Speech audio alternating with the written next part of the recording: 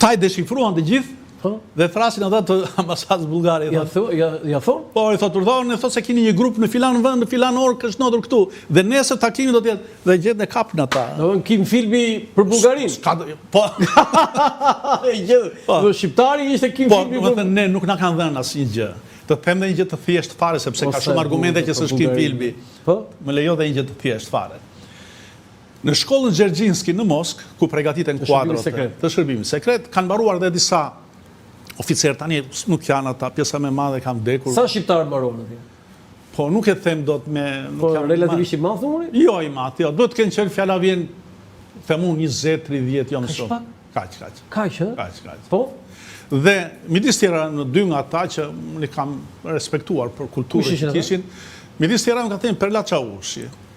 Dhe, duke biseduar për këtë temë, kam thënë, më ka thënë një gjë, duke thënë që ja argumentet, ja dhe libra që provojnë dhe dokumentacion që provojnë që nuk kanë qenë. Edhe ai sigurisht pajtoj me vendimin tim, dhe tha, shikon do të them vetëm një gjë.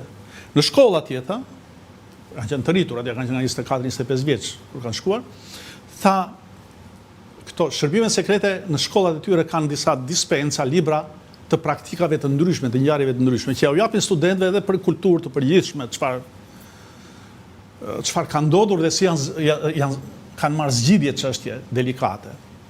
Dhe thot midis të tjerave, po, aty na thonë që kur bënim një nga temat e këtyre, si mund të futen në kurthe grupe klandestine që futen në territor. Diversant. Po. I thot, shiko, keni 2 libra që përshkruajnë një 2 operacione të mahnitshme, po. Dispensa, tamam, se s'po e gjeja fjalën. Që përshkruajnë saktësisht 2 operacione të shkëlqyera, të organizuara nga një shërbim i vogël, ndaj 2 shërbimeve shumë të mëdha. Çka tregon që kur një shërbim i vogël është i vendosur të ndrojë sovranitetin e vendit të tij dhe brenda shpirtit të tij ka një patriotizëm të palkundur, mund ta bëjë edhe mrekullira si këto. Merrini të 2 dispensa, kur i marrin ato ishin operacione që kanë kryer. Këto i ka bërë shërbimi sekret shqiptar të shkruara këto. Domethënë janë ajo valuable kjo? Të dyja, valuable edhe fjen djalli. Valuable dhe fjen djalli. Dhe po këtu flitet për operacionet që kishin. Jeni duke thënë që një nga shkollat më të famshme në botë të shërbimit sekret, Gjergjinski, në Moskë, ka 2 po themi leksione të veçanta, 2 libra të veçantë për studentët, për operacionet e sigurimit të shtetit. Po. Më fal të them, po shiko, të më ndjesh me janë takuar dhe ish kolegët e mi me shumë njerëz të shërbimeve sekrete perëndimore, por dhe lindore. Po të më falësh të them, po sigurisht nuk e shikoj që nga artikulimi dhe nga mënyra se si dhe çfarë dhe nga kultura e përgjithshme kush janë ata dhe kush jemi ne. Shikoj, jam në një moshë që boll modestinë, po jo, do të them edhe disa gjëra në shumë gjëra. Unë shikoj se kulturët përgjithshme kanë të tjerë, nuk i nënvlerësoj kurrë, sepse edhe këtu ka nivele të ulta. Po shikoj edhe ato që i konsiderojmë si truri i inteligjencës e këto. Jo, janë njerëz që kanë... Kadria Zbiu e mbaroi këtë shkollë, Gjergjinski? Kadria Zbiu? Mbaroi, ka bërë Gjergjinski? Një vit ka bërë. Një vit, jo... Foto tjetër. Kurse të shpejta.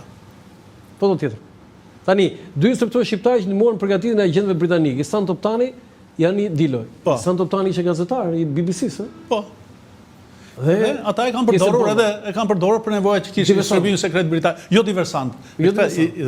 Po, e kanë përdorur si për lëndë të veçanta dhe si përkthyes. Tani kush është Ihsan Toptani këtu? I kam unë aty këta 2, ky këtu është britanik, ky këtu në qendër. Ky duhet të jetë. Ky këtu dhe këta 2 anës janë britanik. Jo, edhe ai mbrapa duhet të jetë britanik. Po, mundet. Ky duhet të jetë Ihsan Toptani?